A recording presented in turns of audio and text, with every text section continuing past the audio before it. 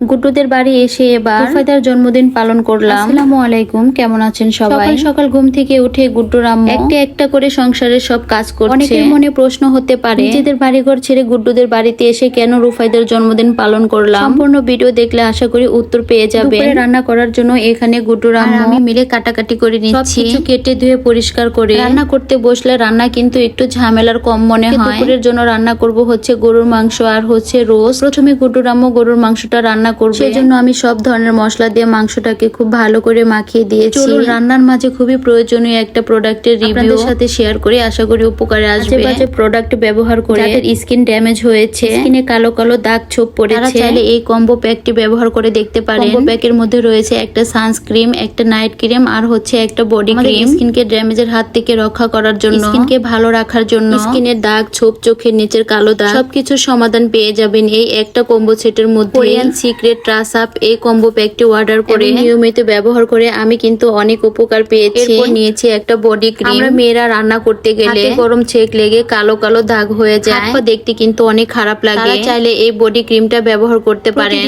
রাতে ঘুমানোর আগে এই বডি ক্রিমটা ব্যবহার করলে আস্তে আস্তে আপনার স্কিন কিন্তু অনেক ব্রাইট দেখাবে। এরপর নিয়েছি একটা নাইট ক্রিম। রাতে মুখ ভালো করে ক্লিন করে এই নাইট ক্রিমটা লাগালে কোরিয়ানদের মতো গ্লো এবং স্মুথি একটা স্কিন পেয়ে যাবে। আর এই ভালো মানের কম্বো প্যাকটি পেয়ে যাবেন জান্নাতিস গ্লো এই পেজ থেকে। আর হ্যাঁ, এই কম্বো প্যাকটি কিন্তু ছেলে মেয়ে উভয় ব্যবহার করতে পারবেন। কিন্তু এর আগে কয়েকবারই ব্যবহার করেছি এবং খুব ভালো উপকারও পেয়েছি। এর মধ্যে কিন্তু গরুর মাংস রান্না করা শেষ হয়েছে। এখন আমি রান্না করব হচ্ছে রোস্ট। আম্মু বলছে, আপু তুমি রোস্ট রান্না করো, তোমার হাতে রোস্ট খেতে আমার বেশি মজা লাগে। রোস্ট রান্না করার জন্য এখানে সব ধরনের মশলা একসাথে বেটে নিয়েছি, পেঁয়াজ বেরেস্তা করে কিছুটা তুলে নিয়েছি আর কিছুটা রেখে দিয়েছি। এখন সেই তেলের মধ্যে মশলাগুলোকে খুব ভালো করে কষিয়ে নিব। মশলা কষানো হয়ে যখন উপরে তেল ভেসে উঠবে, কেটে ধুয়ে রাখা মাংসগুলোকে দিয়ে একটু সময় ধরে খুব ভালো করে কষিয়ে নিব। আজকে যেহেতু মাংসগুলো ভেজে রোস্ট রান্না করব না, একটু সময় নিয়ে ভালো করে কষিয়ে নিতে হবে। অনেক দিন ধরে গুড্ডুর আম্মু বলছে যে আপু আমাদের বাড়িতে আসো, একটা বিপদে আমার শ্বশুর বাড়ি যেতে হয়েছে। রুফায়দার জন্মদিন করার তেমন কোনো প্ল্যানও ছিল না।